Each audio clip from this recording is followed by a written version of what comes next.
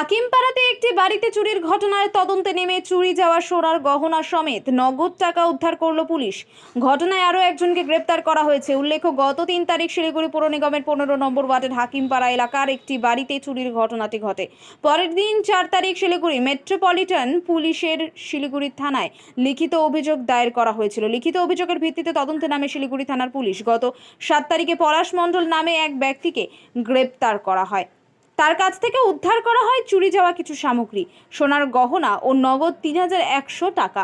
এরপর তাকে শিলিগুড়ি আদালতে পেশ করা হয়। পুলিশি হেফাজতে নিয়ে জিজ্ঞাসাবাদ করে পুলিশ জানতে পারে ধৃত পলাশ মণ্ডল প্রায় 7 গ্রাম সোনার গহনা শিলিগুড়ি ক্ষুদিরামপল্লী এলাকায় একটি সোনার দোকানের কর্মচারী সঞ্জীব সূত্রধর নামে এক যুবককে ওই সোনাগুলি গলাতে দিয়েছিল এবং সে সোনাগুলি গলিয়েও দেয়। পুলিশ গতকাল রাতে সঞ্জীব সূত্রধরকে গ্রেপ্তার করে। ওই ব্যক্তি শিলিগুড়ি সংলগ্ন আশিঘর এলাকার বাসিন্দা।